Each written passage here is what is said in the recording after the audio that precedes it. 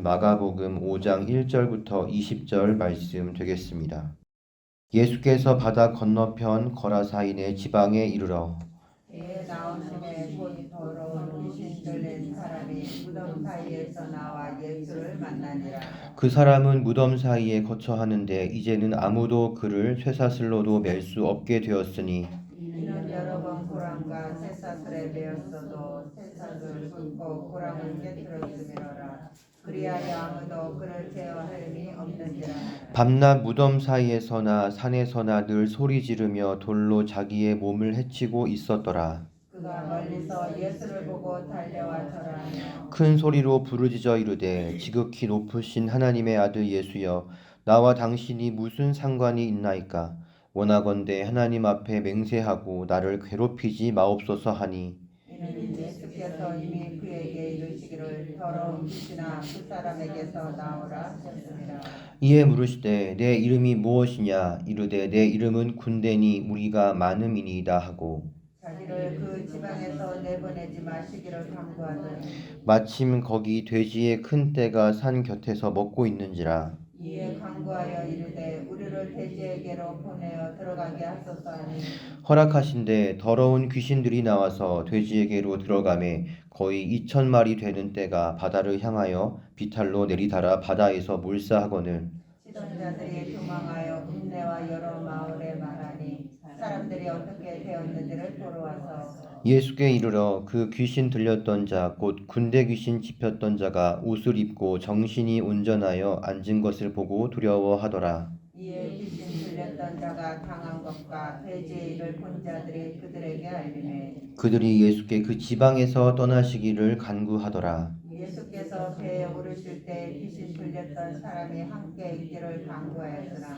허락하지 아니하시고 그에게 이르시되 집으로 돌아가 주께서 내게 어떻게 큰 일을 행하사 너를 불쌍히 여기신 것을 내 가족에게 알리라 하시니 그가 가서 예수께서 자기에게 어떻게 큰 일 행하셨는지를 데가볼리에 전파하니 모든 사람이 놀랍게 여기더라.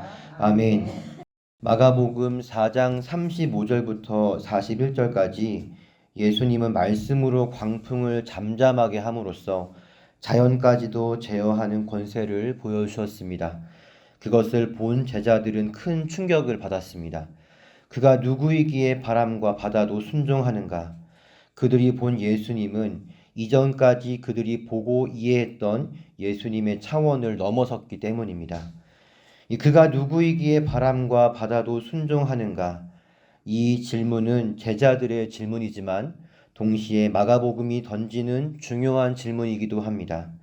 어제 설명드렸듯 마가복음의 큰 주제 중 하나는 바로 예수님은 누구신가 하는 점입니다. 마가복음 2장부터 4장 34절까지 예수님은 가버나움에서 사역하셨습니다.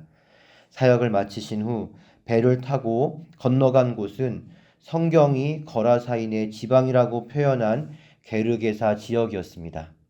이 지역은 당시 로마가 세운 10개의 도시로 이루어진 데가볼리라는 도시 동맹체 안에 위치했습니다. 데가볼리는 원래 헬라의 알렉산더 대왕에 의해서 식민지화된 도시였습니다.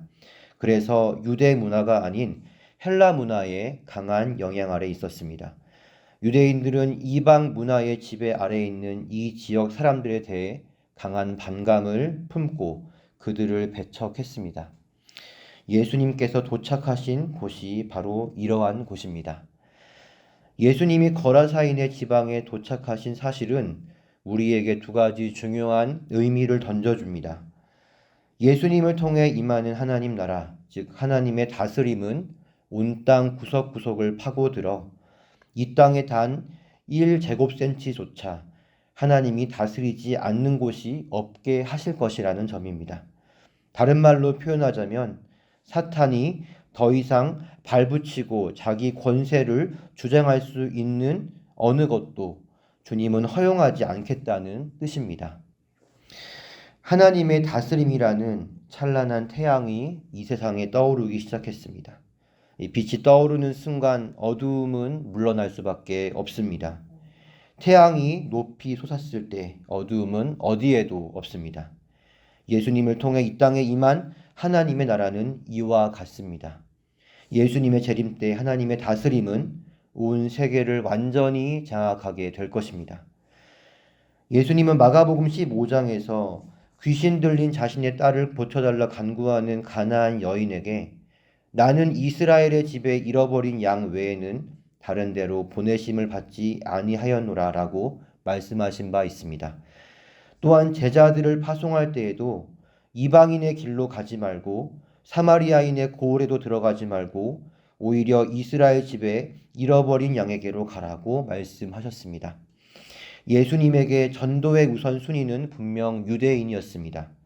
그러나 유대인이 꺼리는 이 이방인의 땅에 가셔서 복음을 전하시는 예수님의 모습을 통해 복음은 반드시 유대인뿐만이 아니라 이방인에게 전해질 것을 이 장면은 미리 보여주고 있는 것입니다. 예수님께서 귀신 들린 거라사인을 고치신 이 사건은 성경에 기록된 예수님의 축사 장면 중에 가장 길고 또 자세하게 기록된 사건입니다. 왜 마가는 이 예수님의 축사 사건에 이 많은 분량을 할애했을까요? 예를 들어서 여기에 서로 싸움을 한 두 사람이 있다고 가정해 봅시다. 이 싸움에서 이긴 사람을 부각하는 두 가지 방법이 있습니다. 첫째는 이긴 사람이 얼마나 강한 사람인지를 직접 서술하는 것이죠. 이 사람이 키가 크고 힘이 세며 이 사람이 사용한 무기가 어떻고 이런 식으로 말입니다. 그런데 이것보다도 이긴 사람을 더 부각시키는 서술 방법이 있습니다. 그것은 반대로 싸움에서 진 사람이 얼마나 강한지를 서술하는 것입니다. 키가 크고 힘이 세고 강력한 무기를 사용하는 그 사람을 이 사람이 이겼다. 이렇게 표현하면 이긴 자의 강함을 표현할 수 있는 것이죠. 마가가 이 본문의 축사 사건에 많은 분량을 할애했던 의도는 바로 후자에 해당합니다. 즉 예수님의 권세가 얼마나 강력한지, 예수님을 통해 임하는 하나님의 다스림이 얼마나 강력한지를 강조하기 위해 마가는 거라사 광인 속에 들어간 귀신의 실체, 귀신의 영향을 받은 이자가 보이는 행태, 예수님의 축사로 나타난 결과들을 자세하게 서술합니다. 예수님의 높은 권세와 더불어 우리는 악한 영에 대한 중요한 정보들을 본문을 통해 얻을 수 있습니다. 저희 장모님이 예수님을 믿은 지 얼마 되지 않았을 때에 장모님의 지인 한 분이 자기가 점을 보는데 좀 같이 가달라고 간곡하게 부탁을 해서 마지못해 따라간 적이 있다고 합니다. 옆에 가만히 앉아 있는데 점을 보는 무당이 고개를 갸우뚱하며 한참 불편한 기색을 하더랍니다. 이윽고 무당이 한마디 했습니다. 혹시 여기 교회 다니는 사람 있어요? 장모님은 속으로 놀랐지만 시치미를 뚝 떼고 있었습니다. 무당은 다시 점을 치기 시작했습니다. 하지만 이내 불편한 표정을 지으며 다시 말했습니다. 솔직히 말하세요. 여기 교회 다니는 사람 있죠? 무당의 다그침에 장모님은 자신이 교회를 다닌다고 솔직하게 밝혔습니다. 무당은 점이 안 나온다며 저희 장모님을 밖으로 내쫓았습니다. 장모님과 무당 사이에 어떠한 일이 있었습니까? 서로 다른 두 영적인 존재가 충돌했습니다. 장모님 안에 계신 성령과 무당을 지배하는 악령이 서로 충돌한 것이죠. 이 영적인 충돌이 바로 오늘 본문에 나타나고 있습니다. 2절 말씀을 보면 예수님은 배에 내리자마자 귀신 들린 사람을 만나게 됩니다. 영은 영을 알아본다는 말이 있죠. 6절에서 이 광인은 멀리서 예수님을 보자마자 달려왔다고 나와 있습니다. 이 거라사인 속에 있는 귀신이 자신을 위협하는 존재가 오고 있다는 위험 신호를 감지하고 대처하기 위해 나아온 것 같습니다. 그러나 이 영적 충돌의 결과는 일방적입니다. 그는 예수님 앞에 서자마자 무릎을 꿇고 절합니다. 예수님은 절대로 그가 맞설 수 없는 상대라는 것을 그는 알았습니다. 7절에서 그는 이렇게 말합니다. 지극히 높으신 하나님의 아들 예수여. 이 4장 41절에서 자연을 제어하는 예수님의 권세를 본 제자들이 말했던 그가 누구이기에 바람과 바다도 순종하는가라는 질문에 대한 정확한 답이 지금 거라사인 속에 있는 귀신의 입을 통해서 나오고 있습니다.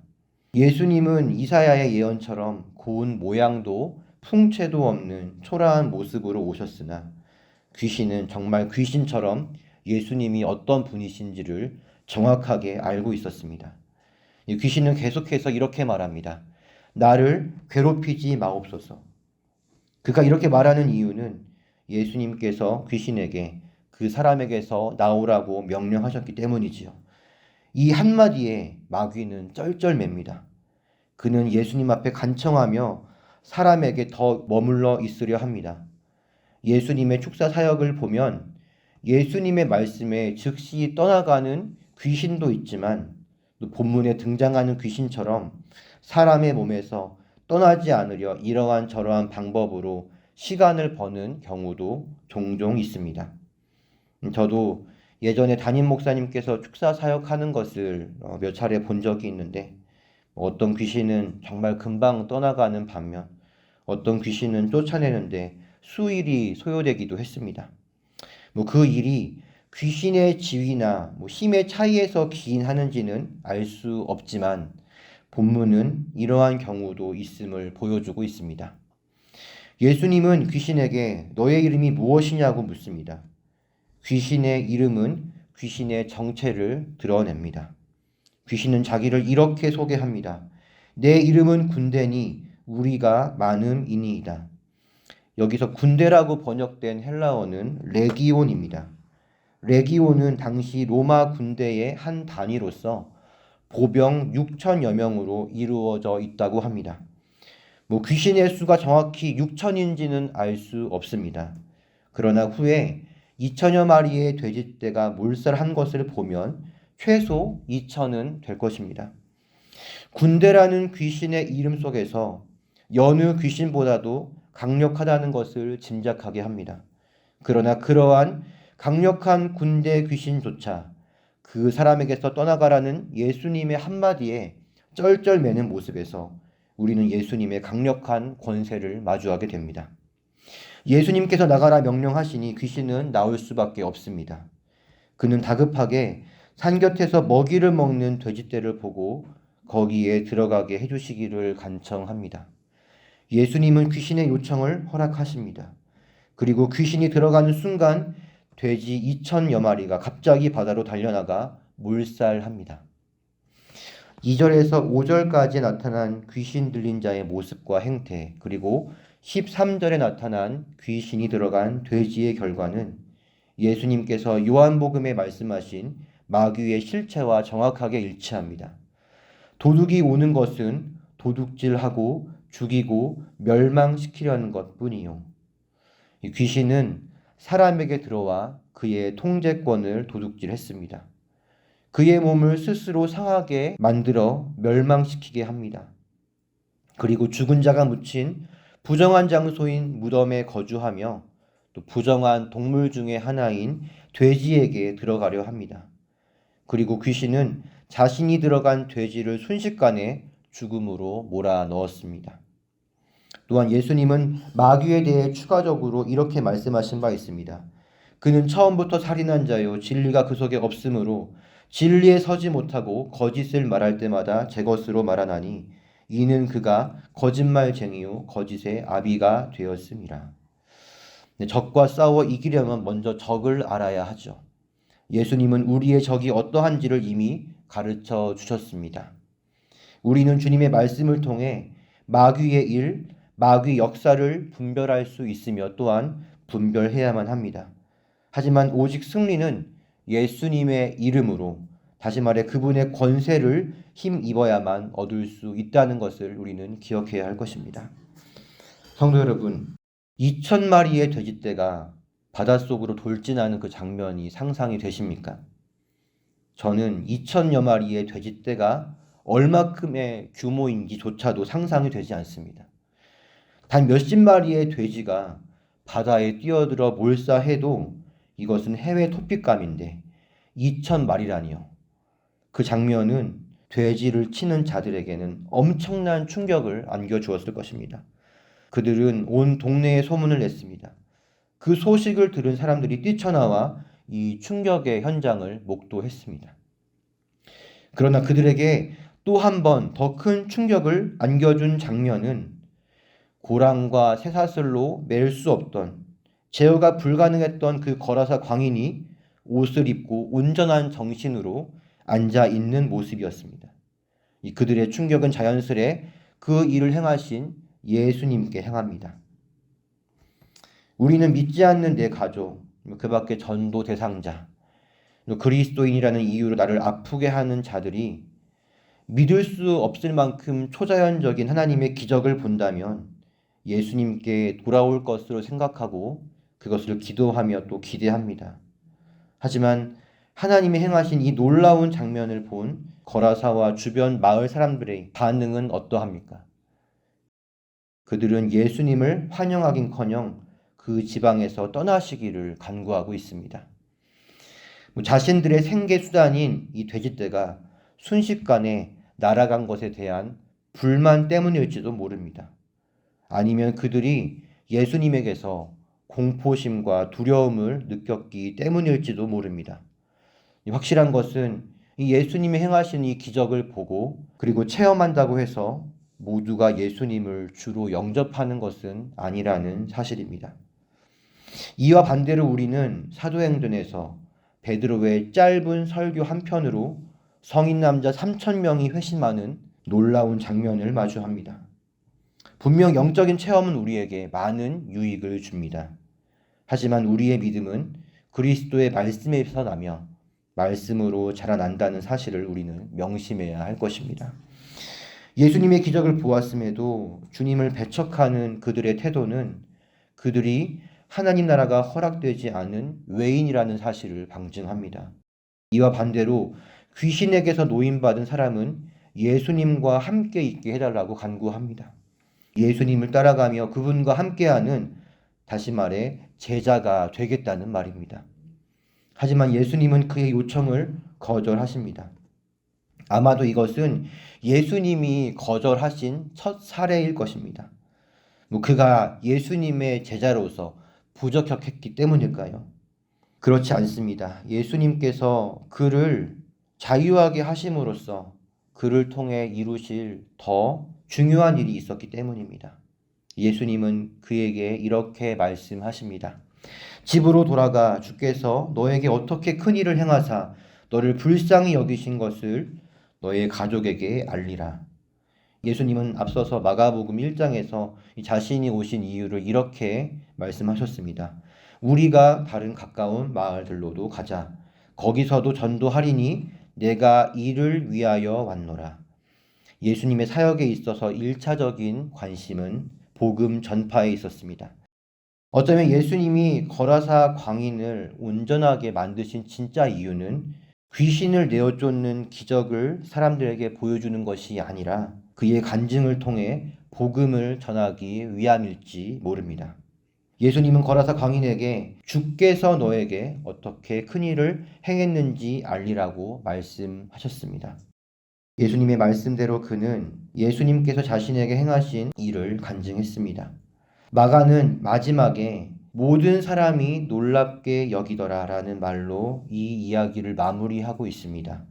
사실 이 표현은 긍정적인 표현이 아닙니다. 모든 사람이 예수를 믿었다고 말하지 않습니다. 몇 명이 예수님을 믿었는지 말해주지 않습니다. 어쩌면 한 사람도 예수님을 영접하지 않았을지도 모릅니다. 그렇다면 이 거라사 광인이 복음을 전한 이 일이 헛된 일이었을까요? 예수님은 후에 살펴보겠지만 마가복음 7장에서 다시 이 데가볼리 지역으로 가십니다. 이전에 사람들이 예수님을 배척했다면 마가복음 7장에서 예수님을 만난 그들은 귀먹고 말 더듬는 자를 데리고 나와 예수님께 치유해 주시기를 간구합니다. 그들이 예수님께 보인 이러한 태도의 변화에는 분명 거라사 광인이 전한 복음이 영향을 미쳤기 때문일 것입니다. 이렇듯 우리가 전한 하나님 나라 복음이 아무 영향을 미치지 않아 보일 수 있습니다. 그러나 어제 우리가 보았듯 하나님 나라는 사람이 알 수 없을 만큼 은밀한 방식으로 확장되어 갑니다. 복음 속에 숨겨진 하나님의 능력은 반드시 열매를 맺게 합니다. 사랑하는 성도 여러분, 귀신은 지극히 높으신 하나님의 아들 예수 그리스도 앞에 무릎을 꿇을 수밖에 없습니다. 얼마나 많은 수의 귀신이 오든, 얼마나 강력한 귀신이 오든 그는 예수님의 말씀 한마디도 감당할 수 없습니다. 그 높고 위대한 권세를 가지신 예수님께서 당신의 이름을 우리에게 주셨습니다. 이름을 주었다는 것은 그 이름을 가진 사람의 권세를 위임하였다는 의미가 내포되어 있습니다. 우리가 예수 이름으로 귀신을 쫓아내면 귀신은 떠나갈 수밖에 없습니다. 우리에게 주신 이 위대한 권리를 적극적으로 사용하시기를 바랍니다. 병든 내 몸 그리고 치유가 필요한 자들을 향해 예수님의 이름으로 치유를 선포하시기를 바랍니다. 우리의 육체에, 가정에, 일터에 그리고 조국과 열방에 손을 대고 있는 영적 원수들을 예수 이름으로 쫓아내시기 바랍니다. 그들이 즉시 그 손을 뗄 것입니다. 한 길로 왔다 7길로 도망할 것입니다. 거라사 광내게 임했던 그 자유와 해방이 임하게 될 것입니다. 하지만 그 이름을 사용할 수 있는 자는 예수님을 따라가는 그와 함께하는 제자뿐임을 기억하시기를 바랍니다. 예수의 이름이 아무에게나 효용되지 않았다는 것을 우리는 스게와의 7 아들의 사건을 통해 알고 있습니다. 내가 예수도 알고 바울도 알거니와 너희는 누구냐? 내가 예수님의 제자가 아니라면 예수 그리스도의 이름으로 꾸짖는 나를 향해 마귀는 너는 누구냐 하며 반대로 우리를 비웃을 것입니다. 우리의 선포는 무력화될 것입니다. 예수 그리스도의 이름은 오직 예수님의 제자, 그를 믿는 자의 특권입니다. 가장 위대하신 하나님의 아들 예수 그리스도의 권세를 깨닫고 겸손한 마음으로 그분께 합당한 경배와 찬양, 순종의 제사를 드리시는 성도님들 되시기를 바랍니다. 그분의 높으신 이름을 사용할 특권을 허락받은 예수님의 참 제자가 되시기를 예수님의 이름으로 축복합니다. 기도하겠습니다. 주님, 예수님의 한마디 말씀에 자연이 순복하고 군대 귀신이 떠나갔습니다. 그 누구도 주님의 권세에 비길 수 없습니다. 그러한 예수님의 권세가 담긴 이름을 우리에게 주심에 진심으로 감사드립니다.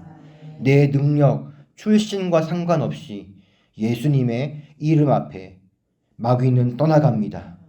그러나 오직 예수님을 믿고 따르는 제자에게만 그 이름은 능력이 있습니다.